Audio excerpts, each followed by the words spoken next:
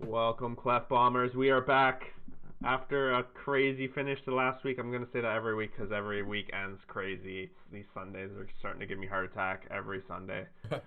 I might need to get like some blood thinners or something after these past few weeks. But here we are. We're going into Rivalry Week. I'm pumped up. This is going to be exciting shit. It's going to pretty much make or break a lot of teams. Some teams are going to make their playoff run based off this. Some are probably going to leave with the tail between their legs. And even it's going to heat up some of the race even more if there's some splits along the way. So I know you're as excited as I am to get this week underway, but as per usual, we're going to kick things off with transactions, trades, and the waiver bucks. But before that, I'll let you have the floor and anything you want to say. Oh, I was just going to say I'm excited because this is going to be the last podcast before trades are done. Yep. So we'll be wrapping up the trade deadline next show. And then it will be interesting because this is the first time we've had this rivalry week, and I'm excited to see how this whole thing pans out.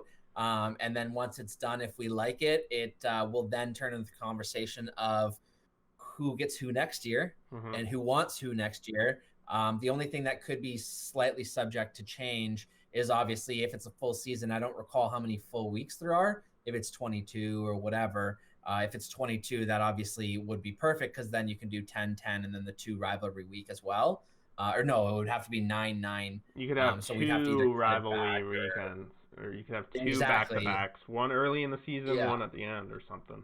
Maybe one like at the start and one right after the trade deadline, be like trade deadline and then bang, bang or something, or like this, sandwich it. Maybe that would be a good way to just like staple it in your brain. Like, okay, the rivalry week 1 is the trade deadline. Week 2 is the first week you can't trade, and just use that as a staple moving forward. That would be kind of cool. But I'm excited to see where that goes because we don't really know exactly at this point where that's going to go. From my perspective, it's definitely a cool thing. Me and Jesse have been talking smack to each other, getting ready for this week. It's been an intense week. And like for us, we're not like some people. It didn't work out like perfect, but it's hard to do that when you have 5 matchups. But for us specifically, we're beside each other in the standings. We're good friends off the felt or off the ice or whatever you want to call it. And it's just it's important games, so it's gonna be intense for both of us. As well as you, like and I think that it's interesting because, like, I'll say even with Nick, like, I think Nick's higher in the standings than a lot of people projected him to be at this current moment. So I feel like early, and maybe even myself got caught doing this a little bit, just kind of looking ahead and being like, if he sells off and he's a skeleton team, that might be 2 easy wins. And some people had sent that similar type message to me as well. And it's like, but if he's not, and it's turned out to be that case, now if he wipes me both weeks, he's in the playoffs. If I wipe him both weeks, he could be out of the playoffs. So like ideally and most logically, it's probably going to be a split for a lot of people. It's going to be the people that go 0-2 or 2-0 that really you're going to see reap the rewards in this league. And I think whoever wins the President's Trophy will be a team that goes 2-0 in these weeks, whoever it is. That's a good call. I agree. Totally agree. But all right, let's jump into the transaction trades of the week. We talked about this one last week because we knew Huberdeau was going to be on the move. We made some predictions as to who. I think this is who I predicted. I can't even remember who I said. But anyway. No, you predicted Dylan, I think. Yeah. Okay.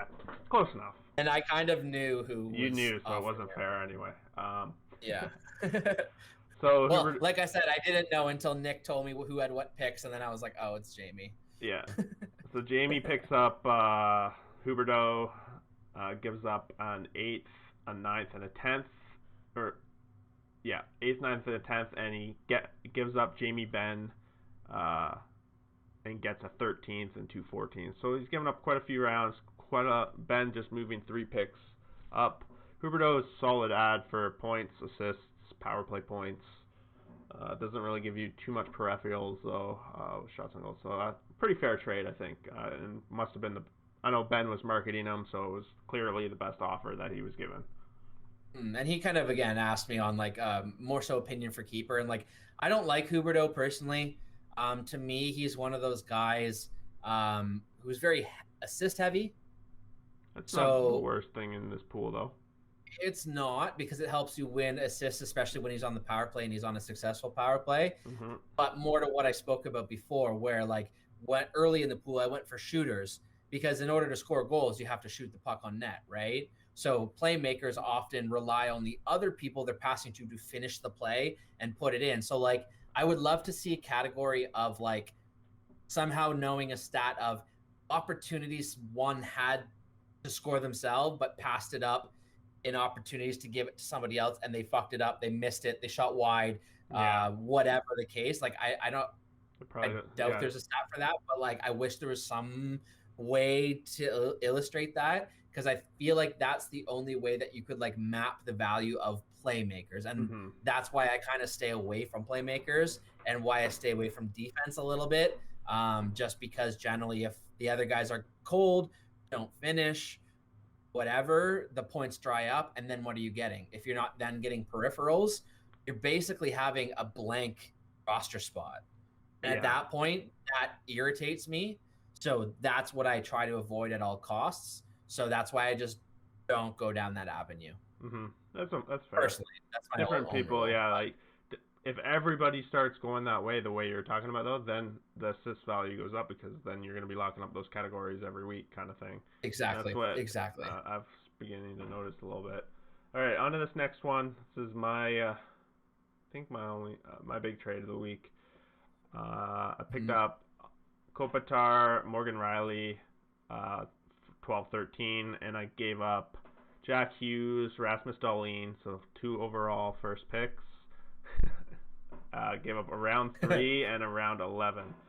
So this one kind of shaped up pretty quickly, really. I sent out an offer, thought about it for a little bit, and took it back.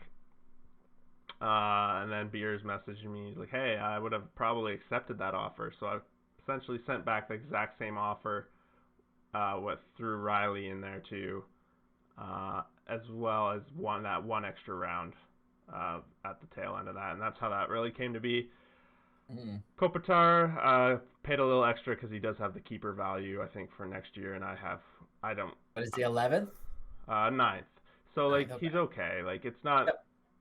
I like LA. I think that division's good. And he's the centerpiece. Everything that's going to happen is going to run through him. Exactly. Probably. So kind of seems all right. I paid a little bit of steep price, but got it done. Bang, bang, bang. No negotiating. Just straight to the point, and that was it. That's nice. Those are always the best trades, where it's just like, yeah, that seems good for both of us. Let's do it. Those are my favorite. And I'll preface these next couple trades too, because me and Jesse kind of going into rivalry week this week, we talked about how we're both hurting for ads, as it's pretty apparent across the league. So we're like, all right, let's just bolster our teams up and avoid ads next when we play each other, and just let cards go where they fall, and it'll help us down the stretch, but also it won't be any crazy mistakes or stuff. So this is a little bit of what Morgan Rielly was supposed to be my defenseman for this week, but I had to drop him because of crazy Sunday heart attacks. And here we are. I just gotta step out for a second, because I find it entertaining, I must say, because like whatever episode it was where I said, like, I'm happy, I've accomplished everything, and if the season ended tomorrow, it would suck, but I'd be happy. Yeah. Ever since that moment, my ride has been just kind of like this, with a couple little dips when I lost to you in the Sunday, or the day where Rascott rocked, were my 2 little dips. I haven't really had many highs either, other than seeing the shutouts rack up, though. That's kind of nice to see. But yeah, I find it funny, because you're going like this, and you're texting me at the tops and at the bottoms, and then I don't have a lot of tops. I'm always playing from behind, and I'm always. That's right. You're just lower and then lower and lower. Oh, up and then lower and lower. I was pretty high yesterday though when I had made a comeback on Joey. That shutout ended up being fucking paramount. I'm not gonna lie. I turned on the game, the Chicago Detroit game. Yeah. Right when I started texting you, so I think there was 12-ish minutes left in the third, and I was kind of giving you a bit of a hard time and whatever. And I was watching it, and it was funny because sometimes I watch a game and I'm like, pass the puck, shoot the puck. Oh, look at the guy backdoor, or like that's offside. And I get on a sequence of where I'm just everything I'm kind of saying out loud to myself of what I think should be happening. It's almost like I'm actually calling Yeah. what's happening about 2 seconds before it's happening. And everything I was doing, like with that one goal, Kane came down the one side, stopped up and put his butt in and skated in and shot it. I was like, oh, stop.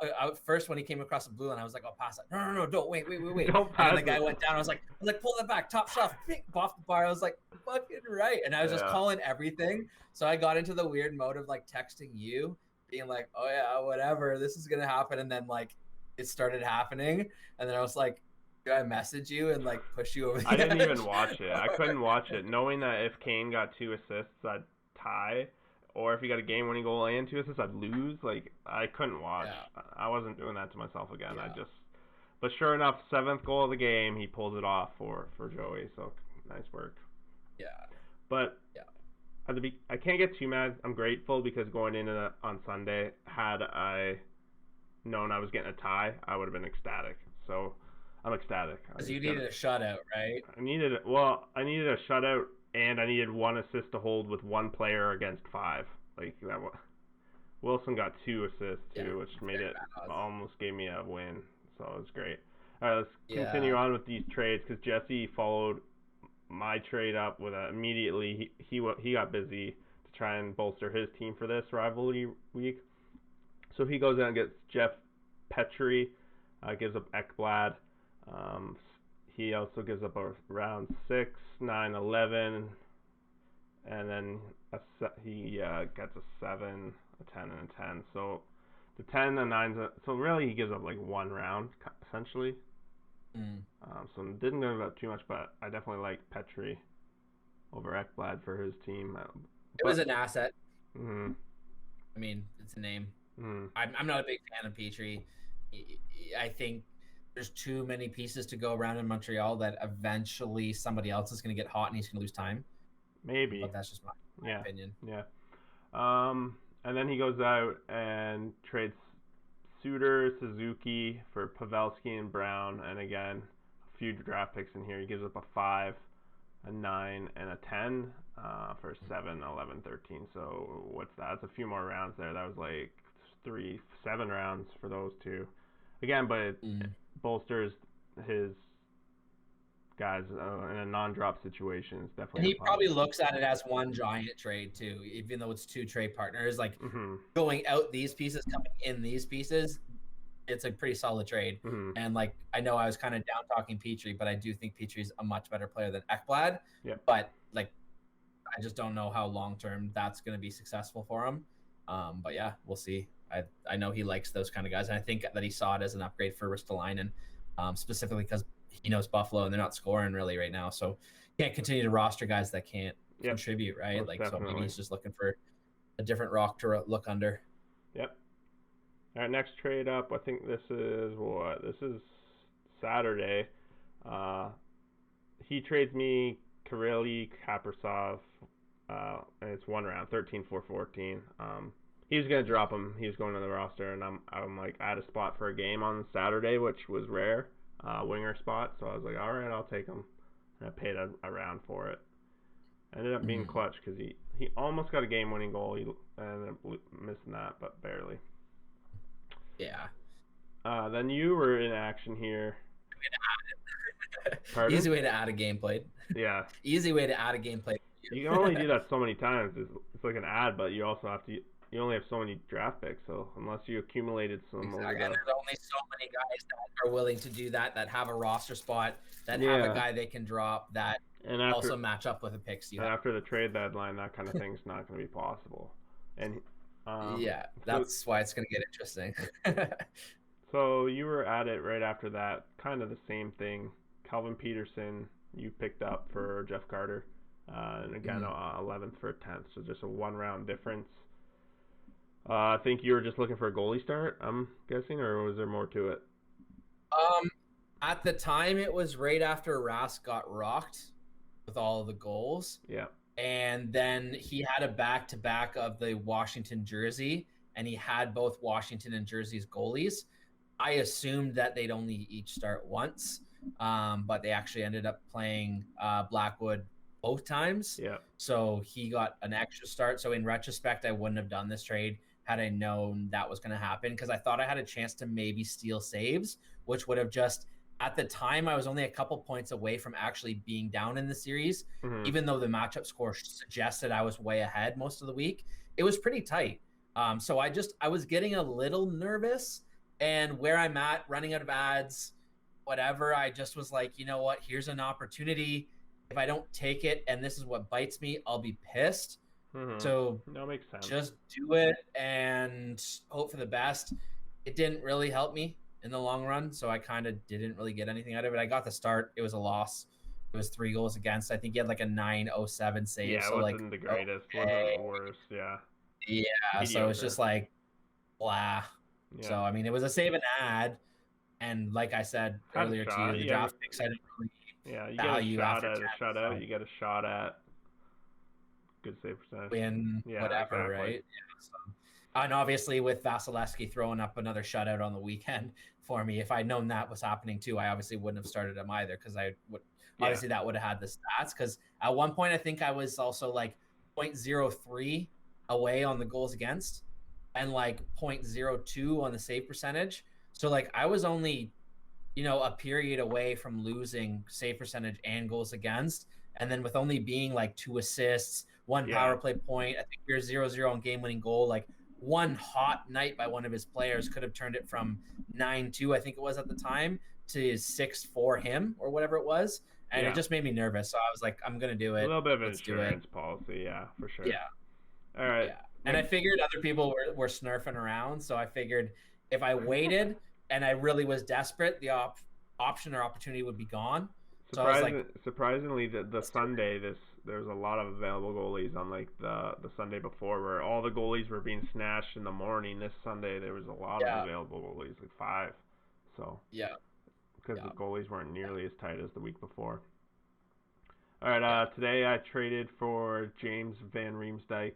I gave him Sorokin, but he's dropped. He's just a guy, and I gave him round 9 for a round 10. So pretty good deal for me, I think. Ben getting what he wants to. He's trying to just move up in the draft picks. I think I got the deal done because the trade deadline's looming, and he's just trying to get anything he can with the trade deadline looming. Well, that's what I found curious, is because I've been poking around myself. I've been poking around trying to see what – I had a couple bullets left, and I just wanted to see how I could spend my bullets to just give myself a better option somewhere. And I sniffed around on some names and guys where it's kind of like they're valuable, but if you're looking to trade them to either open up a spot or to just sell to move up in the draft pick, it's a different price than if I'm trying to get them off you because you don't want to move them, right? And I'm not willing to pay that price. But if somebody's looking to just get a couple draft picks, move up a couple rounds, I'm open to stuff. But I don't know. Yeah, I wasn't really willing to pay more than what I did. Like that's the most he was going to get from me, because this guy at the end of the day becomes my worst forward. So like, even though he's ranked high, and then what you said earlier, go ahead. I was gonna say what you said earlier with replaceable players. Like, if you don't love the guy, take the picks, add the guy you want. Yep. Keep doing that. Yeah, occasionally you'll move on from guys that you wish you didn't. But I bet you 3 of every 5 times you do, you'll be stoked with your choice to do so, right? So very true. I mean, how many times do you think back on Toffoli? I bet you haven't even thought about Toffoli since you traded him, right? Well, I thought about him the first week where he lit Vancouver up, but that's about it. Okay, other than that, right? Like he's still doing really well, or I think he's doing relatively well. Yeah. But I mean, you haven't thought about it because there's no remorse, right? The same kind of story is gonna, and the same thing is gonna happen with like March or so, and all those kind of guys. It's always another guy. But you asked me about March or so, and I was like, whatever. And like I've been watching it, but I just like what you said. He's not on the power play, and with the fact that they their second unit. Well, even then they have They have 2 lines plus 1, maybe 2 other players that should be in the top 6. So there's too many bodies already. Yeah. 2 or 3 hot games, he moves up, and then he's rosterable. 2 or 3 bad games, he's down and out, or like he swaps with Riley Smith or whoever, and now he's not rosterable. So like, Vegas is tough. Vegas is super tough because they have such good lines. They balance them all pretty well. They're not afraid to sit, like you said, play the guys that are a little bit hotter than the others, like because they have nothing to lose. So it's a very interesting team.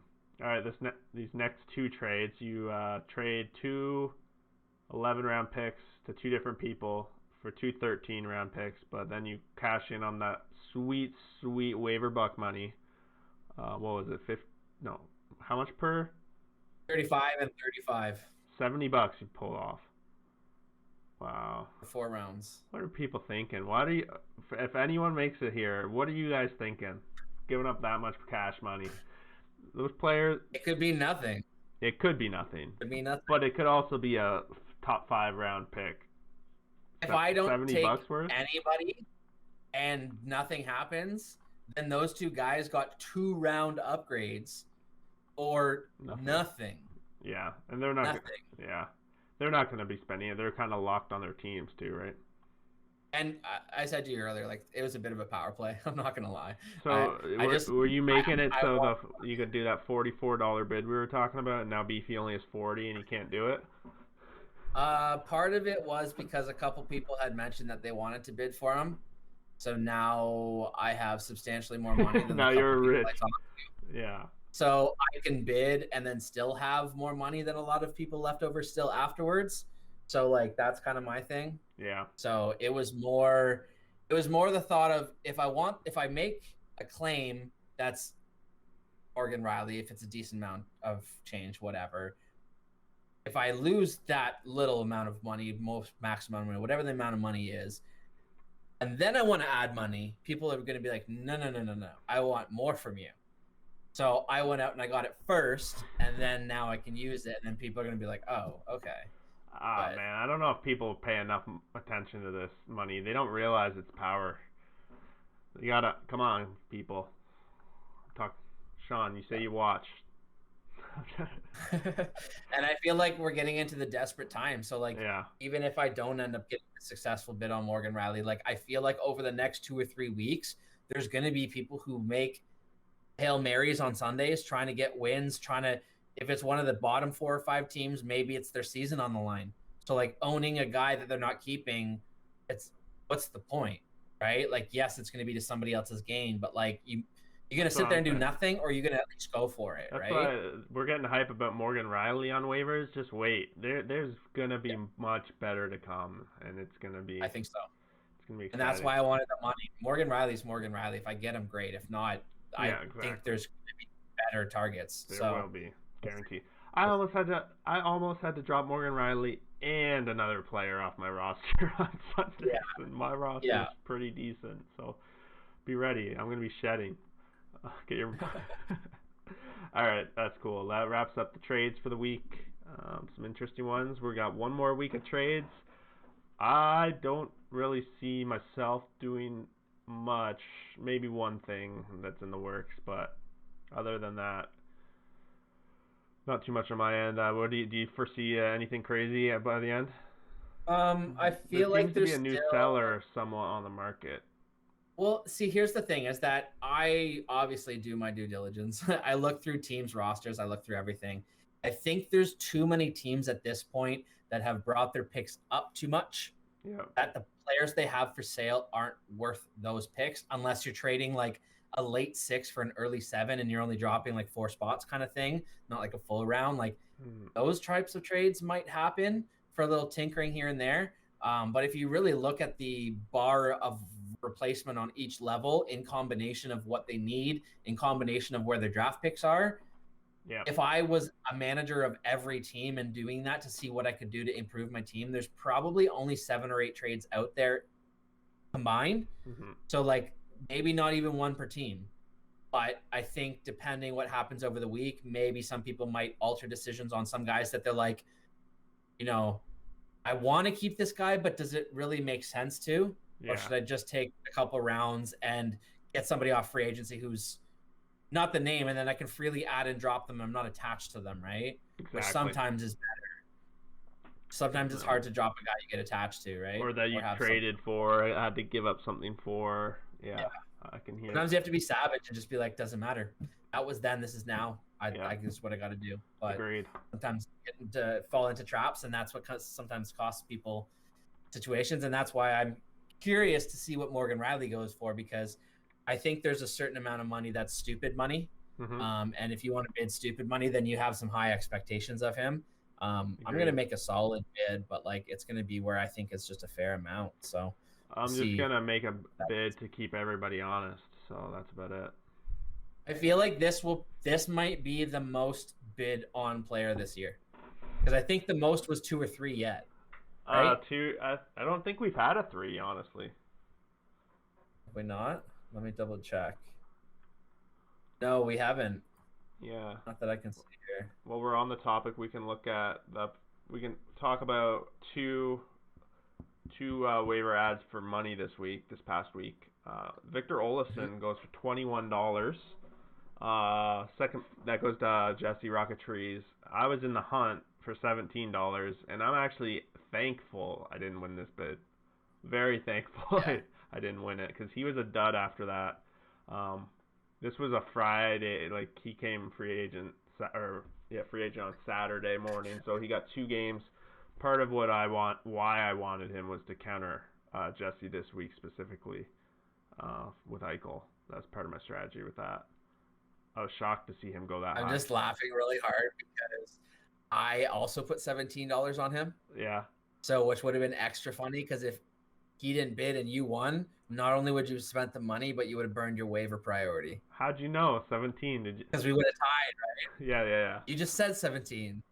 So I had 17 too. No, so your waiver 1, I think, or 2? Yeah, I'm 1. I was just joking. Like, how'd you know what I bid before that? Like, that was my number. It was super awkward too, because me and Jesse were on Discord talking to each other the night before, and we were talking about fantasy. He's like, "Man, do you think anyone's gonna bid on Olofsson?" And I'm just sitting there. I'm like, "I already have my bid," and I'm just like, "Oh my god." That's why I just be honest about it. I'm like, I bid. Just so that it's like... I was honest. I said yeah. Because I said yeah. I just think someone's going to bid on them. Then you can get fun with it, right? And you can try to make shit up and try to, like, get tells and, like, try to do your own investigation work to see and determine what number you think they're going to bid on and stuff. But yeah, for sure. I figured Jesse was... Because this is the second time he's done this for Olofsson this year, I believe. Where he's dropped him and then picked him up again. The last time no one else bid, but this time somebody else did. I think he bid, like, 30 something last time off the top of my head. No, I don't think it was that much. There's a way to check, I think. 1 sec. I thought it was like 9 or something. If you click on oh yeah, you're correct. $3. For some reason I thought it was like 30 something. Yeah. But yeah, I did have $17, and then the night before I pulled back my offer because I was talking a potential trade.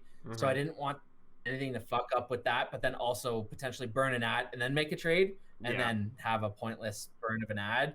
So I just pulled my claim back, but I did have a $17 claim on him up until like 11 the night before, and then I was like, fuck it. This one was interesting.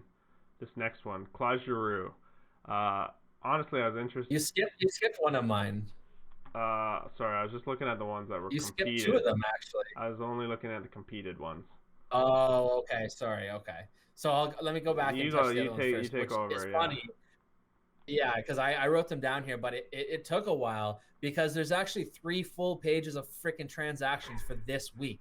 And for anyone that's not familiar, each page holds 25 pieces of transactions. Damn. So if there's 3+ pages, 25 times 3, 75. There's been 75+ transactions in the last 7 days. Whew.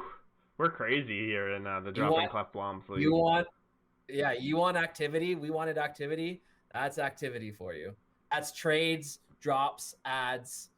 Whatever. It is also updates of trade blocks, which is a little unfair, but because it usually takes up a chunk, but still. But you're the only one that ever does that, so. For what? Updates the trade block? Yeah, not everyone does, but I think it's also hard to do. I wish that the trade block didn't have limited spots. Yeah. So it wasn't just 5. It could be like I have 7 or I have 8. Like, because I wish people could be like, here are the 7 names I would talk to you about. Yeah. Anyone that's not checked off, don't even bark about. Don't ask about. But if it's only 5, then so it's only usually you're not starts trading Draisaitl anymore? What the hell? Nah, man. I wanted to put him on there just for fun, though. But the first claim was Jesse. He put an $11 bid on Chris Drieger from Florida. Yeah. Which he used him for, I think, 1 game and then dropped him. And then added him again. And then added him again and then dropped him again. Yeah. Not quite sure. Not quite sure. I think he paid the second time around, too, to get him back. I think it was one of those things where it's just like, it was Drager's net when he added him, and then Bobo got back-to-back starts. And then he added him, and Drager got a start expecting he'd get 2 or 3, and then they went right back to Bobo for 2, and it's like Bobo's playing more, but the stats aren't great. Drager plays less, but the stats are way better. So, like, what do you do? Yeah. What's better at that point, right? Yeah. I mean, in my other pool, I actually have Drieger myself because I have Fleury with Leonard on the DL or IR, whatever. So with Drieger, even though he only gets 1 start a week, it's usually a win, or at least it's really good stats. And then with Fleury, it gets me my minimum played, and I do usually really well because I don't usually have very many losses. But yeah. And then the other bid was me. I did a $4 bid on Jamie Benn. I'm taking a shot here. He is, I think, fringe level. If Seguin was healthy, I don't think he'd be rosterable. Yeah. The only reason why I also really liked him is that it was something like 44 games and 72 nights or 77 nights for the Dallas Stars. Whether they play all those is yet to be seen. Whether or not, or how many of those games are actually in our fantasy season and not once our season concludes, I don't know. Like, they could have a couple packed in the last couple weeks where it's irrelevant in terms of fantasy. Yeah. That I don't know, but I'm taking a chance that basically every week Ben has 4 games. Some other weeks, most players have 2.5 to 3.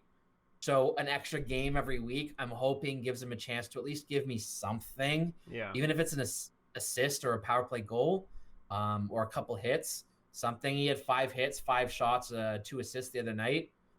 If I had that one of his 3 or 4 games a week, I'd be happy. So I'm just taking a chance that by bulk he gets me what I need. Just want to correct what I said about Drieger. It wasn't Jesse that paid for him and then dropped him. It was Ben. So when he got paid for, dropped, dropped, and here we are. Who's the next pay for drop? It's gonna just be a sec. He'll probably get picked up again, Drieger. I expect him to get picked up again. Somebody will pick him up. Yeah. All right, let's get to the real one. Then you're getting to the Drew case. Yeah. Yeah. What did you want to say about Drew? When you told me you were interested, I was a little shocked. I was interested for sure, but then my roster just got jumbled. I picked up Jack Campbell hoping he would stay on IR till this week. I was really hoping he wouldn't come back when he did. It kind of screwed up my whole plan. But so it screwed up my chance at Giroux, really, and that's what led me to getting Van Riemsdyk instead. Same team, same power play, all that stuff. But Giroux, I was shocked because he doesn't really fit your mold that you like. But maybe he's coming around. Yeah. And he went for 28. What was it? $28? 27? Yeah, 28, which was his jersey number. Which is his jersey Which I originally was going to bid 23.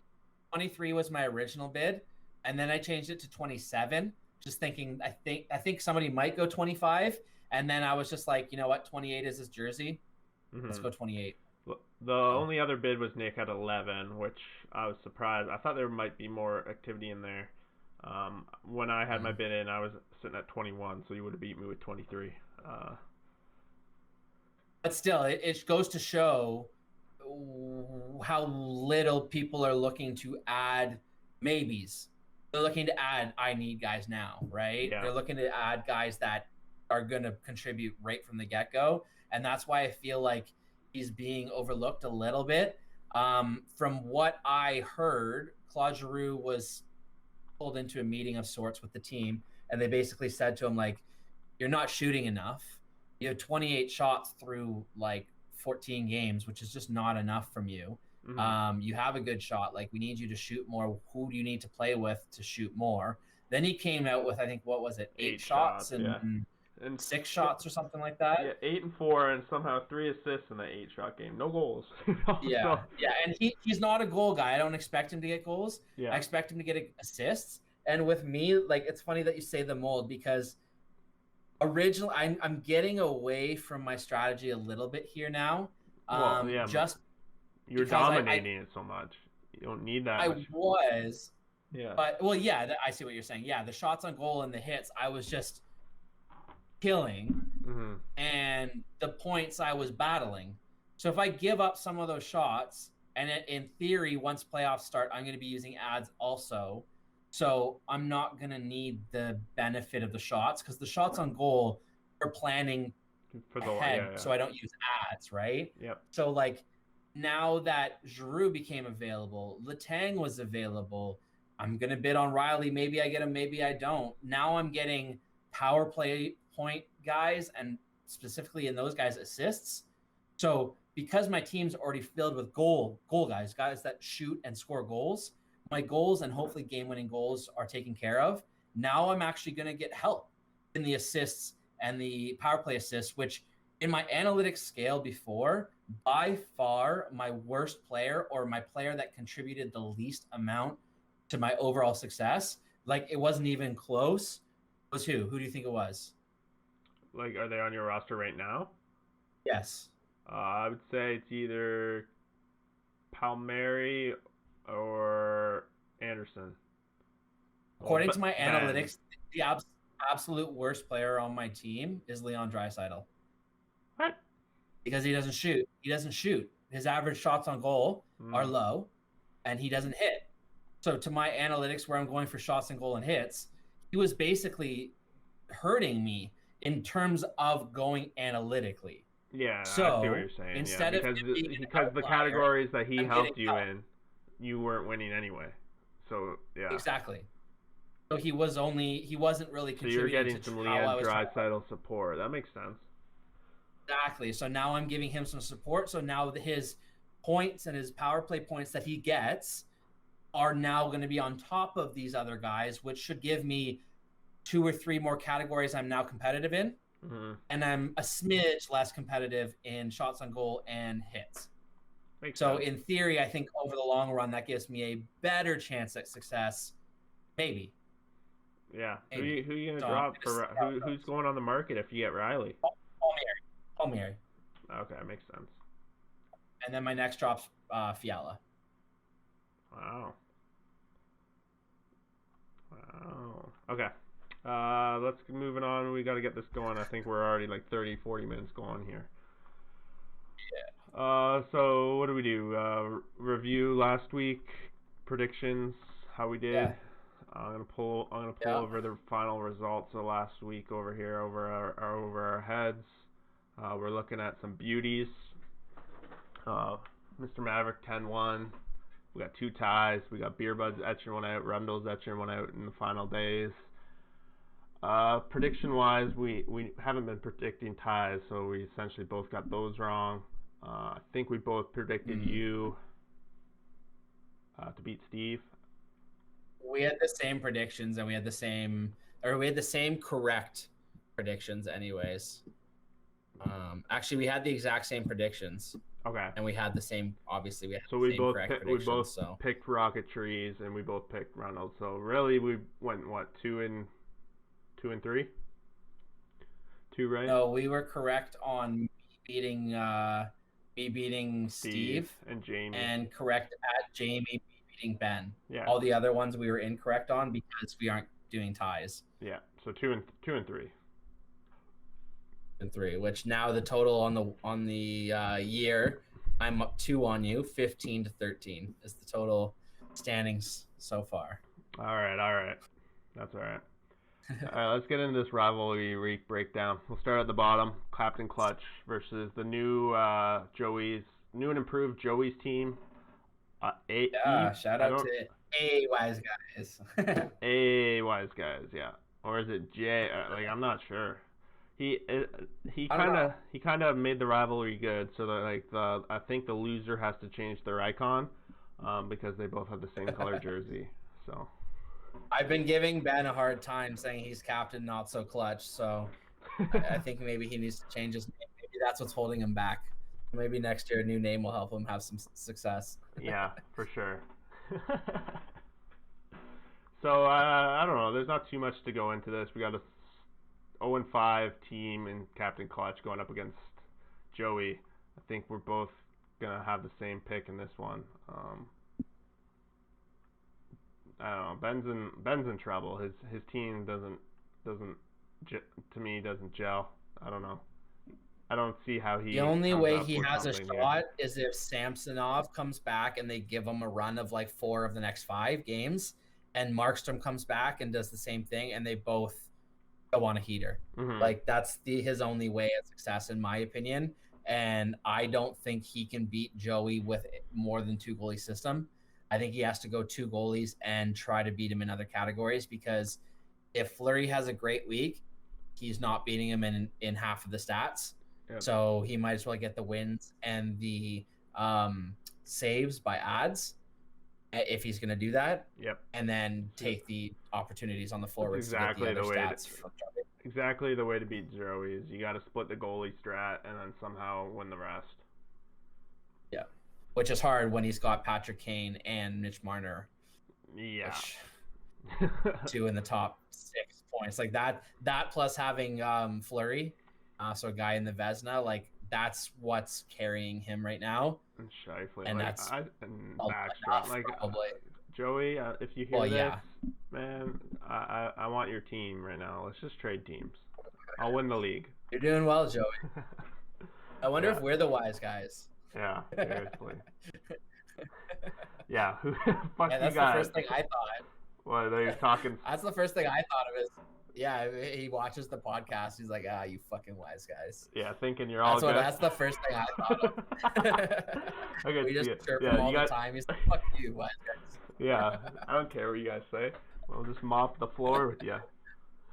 I'll just use one ad all year just to mock you, and then I'll fucking mop you. Hey, to be fair, that ad he used last week stopped him from losing. So that's true. That's true. Why did you have to add that week, Joey? I knew it was you, and you're one of the wise guys. So yeah, fucking wise guy. Get out of here. All right. Let's move on to those beefy beer buds. This one, at the beginning of the season, I know that we thought ex-President's Trophy winner versus the President's Trophy favorite at the time. So we thought this would be, but it seems like a tale of 2 different teams right now. Beer buds. Yeah, I mean, Sean's on a roll. He had a win last week. Yeah, can he turn into a win streak? Like, Sean's not an easy out at all. So even though, especially if Panarin comes back, he needs Panarin back, but it might be a little too late for that. Yeah, we'll see. But I don't know. He's not out of it.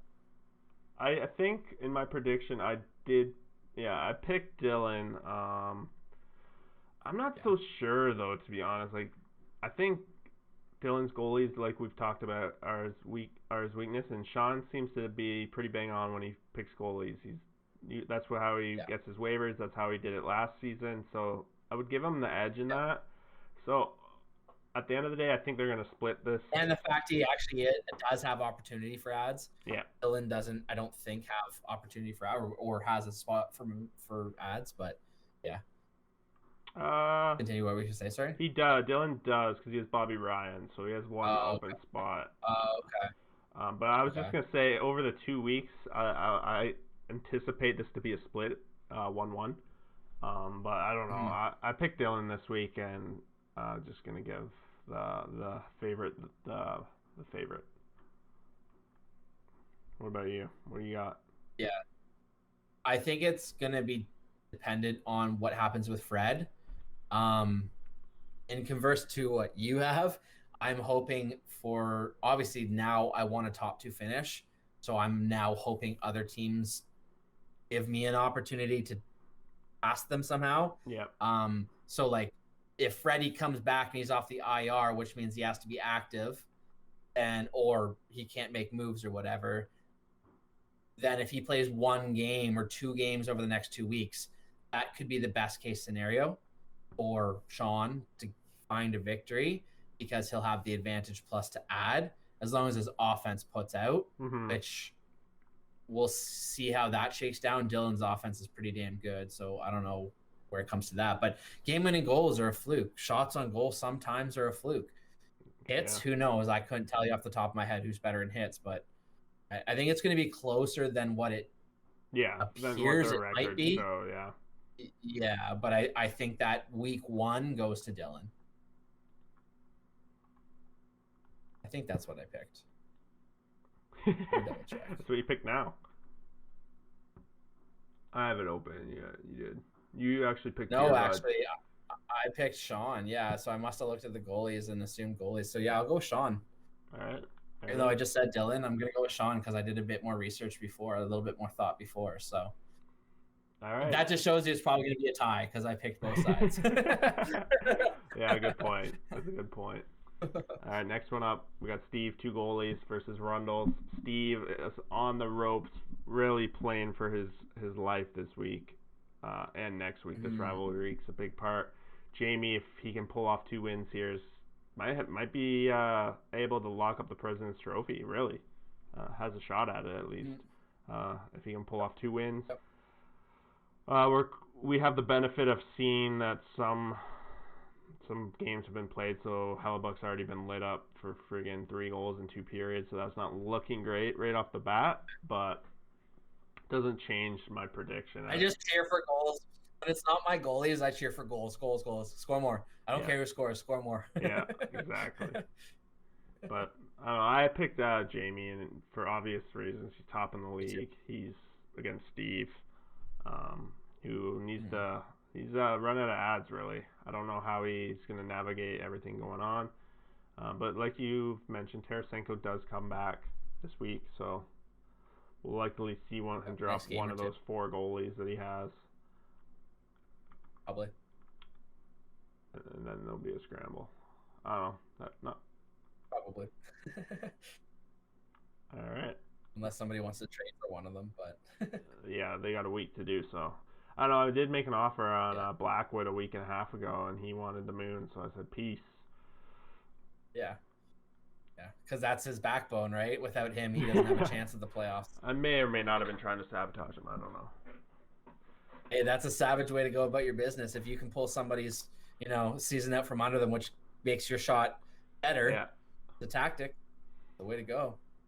All right, this one's my marquee matchup of the week. Giving it to you and Nick. Oh, yeah? Yep, because you guys are in 3rd and 5th. And like you said, you're in a race potentially for President's Trophy. He's in a race for playoffs. This can make or break your guys' ambitions at this point. So I'm definitely giving this the For the record, I don't think I can win President's Trophy. I think I have almost 0 chance. But the dream is alive. At being number 2. Okay. My dream's number 2. That's what I meant that. I'll celebrate. Yeah. Number 2, I want to be top 2, and I don't think 1's realistic. If I get it, fantastic. Yeah. But number 2 is what I'm shooting for, and that's what I want. And I think that's realistic as number 2. Yeah, and you're both standing in each other's way is what I'm trying to say about where you guys can get. Nick has a shot at playoffs. You have a shot at the first round bye. That's probably what I should have said as opposed to President's Trophy. So, but you both can play spoiler for the other, so it's definitely an interesting one. I think we're gonna split it 1-1. I just don't know which way it's gonna go. Yeah, that's how I kind of foresee it too. But I've also seen Nick go on the grossest of heaters of all time. So he should get cold, is what you're saying. He was pretty cold last week. He had half as much points as the week before. Not that I was keeping track or anything. I'm happy because I thought he was going to be towards the bottom, basically being like, I don't need ads in the playoffs very much, so I'm just going to go at Torrey and try and ruin his season. Yeah. And now that he is in the picture, he might need his ads in the last couple of weeks. I don't think he's going to come at me as hard. I think if it's there to be had, he will. But I don't think he's going to go balls to the wall. Yeah. So I think that's bonus for me. Yep. And again, it's going to come down to goaltenders. Everybody seems to want to get 4 goalies when they play me, so I guess everybody thinks that's the way to try and get me. I don't think Nick has 4 right now. No, he has 2. Smith gets blown up tonight. That's a good thing for me. I like Kakinen. He can put up some good games. Yep. But he also has Vegas twice. Yep. And he's not playing tonight. Oh, he's not. I think they aren't on a back-to-backer. Nope. Sorry, Vegas on Wednesday. Both his goalies are getting the night off, actually. Okay, so he's already at max 4 starts then. Yeah, so he's gonna have to use that for starts. Yeah, he's gonna have to figure something out. He's gotta do something, right? So. And I have Kemper, who said that he will be back at practice tomorrow.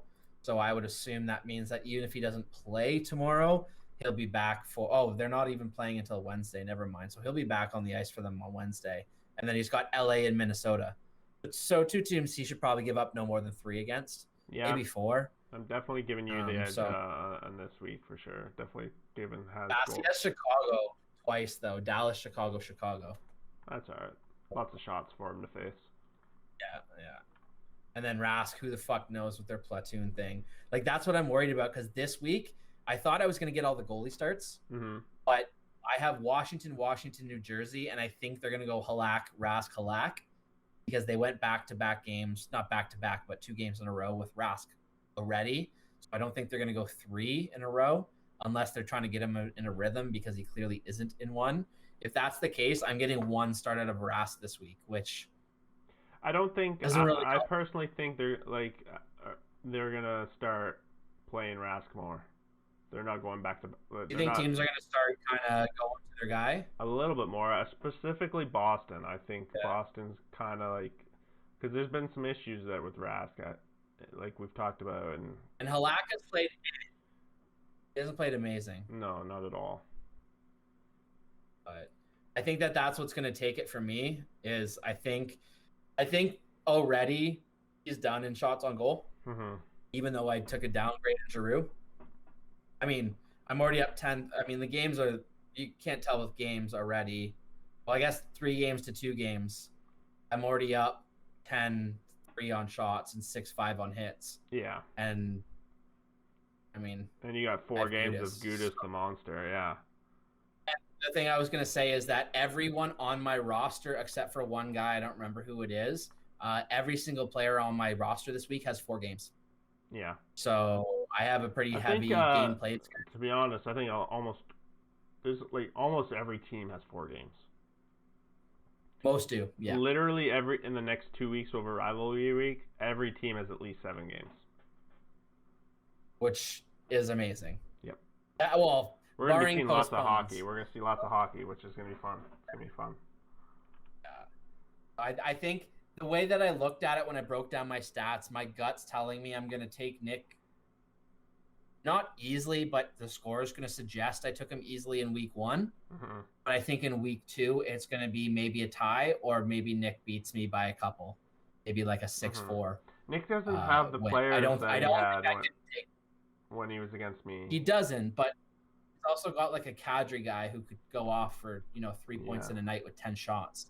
And a Vander Kane who could go stupid hot for a week. So I think if he throws up a shutout or 2 good starts where he can just get low goals against and low save percentage, and then he bails for offense, I think he can beat me that way. Yeah, it'll be interesting. I think that's fun. It'll be a fun one to watch. I'm a bit nervous. I can't go. I'll be pissed if I go 0-2 after saying everything I've done of having no pressure and whatever. Even if I go 0-1 or 0-1-1, yeah, I have to get 1 point. I feel like if I can get 1 point out of the next 2 weeks, I then play Ben and Joey. I feel like that's a lock almost for me at the playoffs at that point. If I can somehow go 2-0, I think I'm almost a lock for second place. Yeah. Depending on how I handle Joey. But if I could beat Joey, maybe that gets me into first. Who knows? But I don't think I can get first. I genuinely don't. Yeah, that's pretty. That's ambitious, but I love ambition around here. So I'd be fucking proud as shit after everything that happened, doing what I did, all the shit. I would have to say if that happens, even already, this is one of the most positive or most successful fantasy seasons I've had in terms of like a pool where there's picks and stuff like that. Like, I'm stoked already for next year, even though the next year's draft's gonna suck. Yeah, like it's gonna be terrible, but whatever. We'll deal with that when that comes. For sure. All right, last matchup of the week: Rocket Tree Scrub Dynasty. That's a trash matchup. Trash matchup. No one really cares too much about it. They're a bunch of scrubs, specifically that scrub dynasty guy. But we got to talk about it. Unfortunately, we got to talk about every matchup there is. Save the worst for last. What do you got? What are you saying here?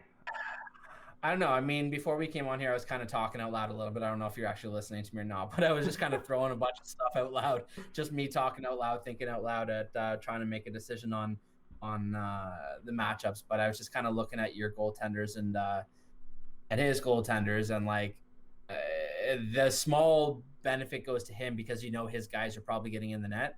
Yep. They've got a relatively solid schedule too, something that shouldn't hurt them too bad. But I have to follow the trend of what's been going on, and like I've been waiting for Jesse's team to turn it on. Yeah. For a couple of weeks now, and it's not a bad team. It's same as Ben, like same as Sean. Everyone has a good team, but some teams are just, for whatever reason, they don't have the points. It's unfortunate with a COVID shortened season that those bad runs that in another season, like no one would be out of it yet.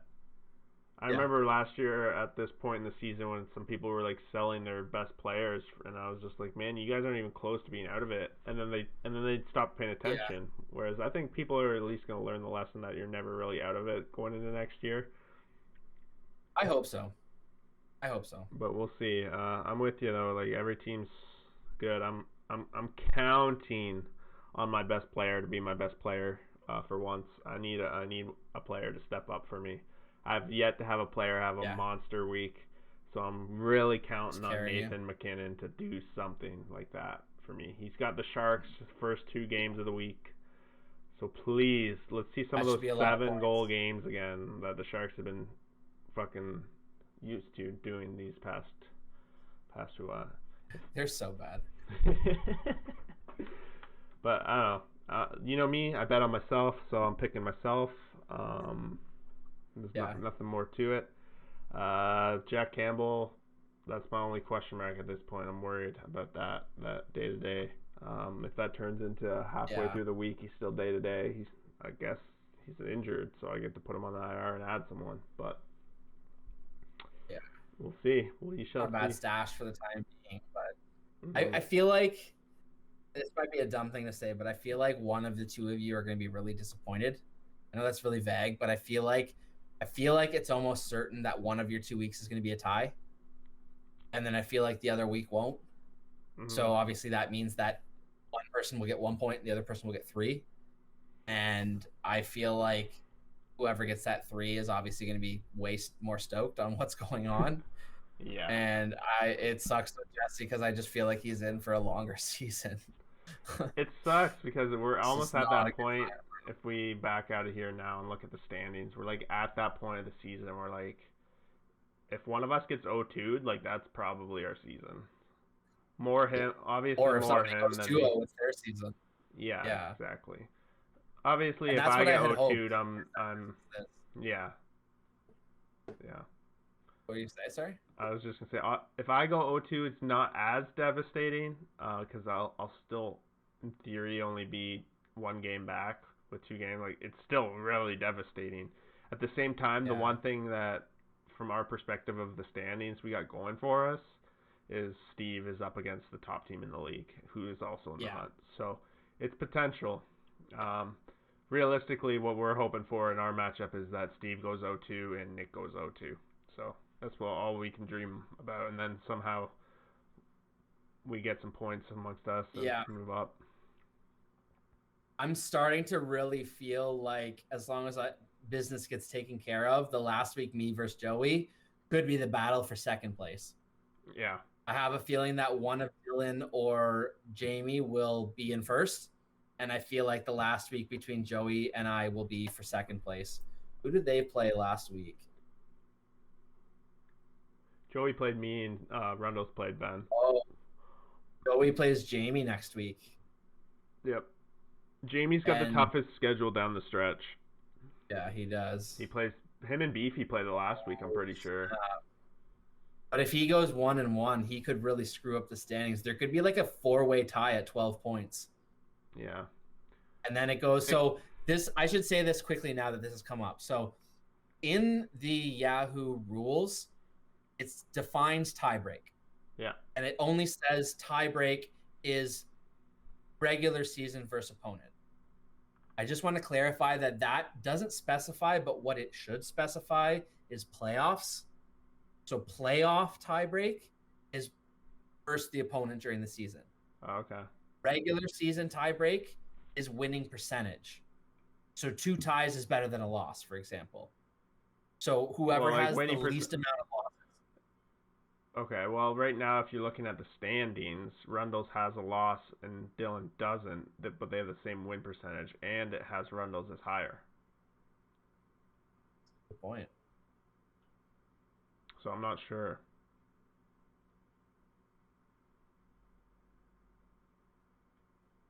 Maybe going by what I'm looking at, it's suggesting that it's actually the last week's performance.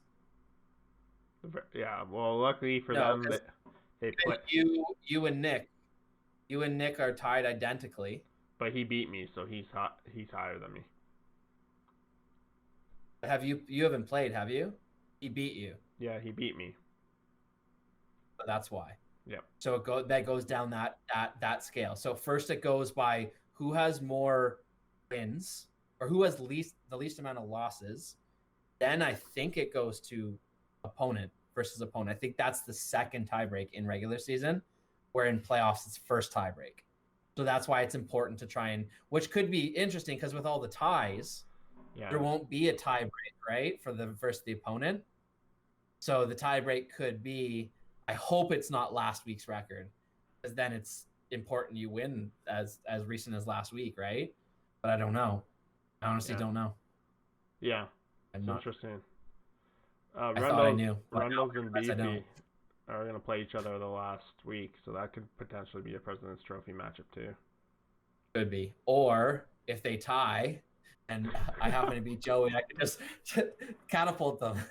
Just jump over both of them. Yeah. Because at this point, what do we have? We have 8 points left on the table, right? Yeah. So I think, 16? 17 points wins it? 16, I'd say. 16? Yeah, I think so too. Yeah. That means I'd have to win out. Yeah. Win, which I don't think will happen. So not unless Vasilevsky just carries me. But we'll see. Man, it's fantasy hockey. We've seen some crazy stuff this season. It could literally go anyway. I've seen 3 weeks in a row crazy things. So yeah, and the thing that's going to be interesting is that because I wanted to stay away from the end of the season as much as possible, there's still a little bit of season left. So like the trade deadline's when in real life? I don't know. A couple weeks, I think. I think so. I don't even know. But I think it's maybe week 9-ish, week 10 in our playoffs, starting of the playoffs. So like you see all these guys traded out, all of a sudden these other players get moved into more ice time. There could be other guys that are worth adding all of a sudden starting the playoffs that right now they're not worth adding. Like I'll use Marchessault as an example. What if Marchessault gets traded to Florida because Hornquist gets all of a sudden he becomes a must own, right? Because he's playing top line in Florida. Yeah, it happens every year. It happens with goalies when a goalie goes down and all of a sudden the goalie's added like 3,000 across the world. So that'll be exciting. We'll keep. All right. Can't wait, man. All right, that's it for me. I think that's it. Yeah, man. See you later.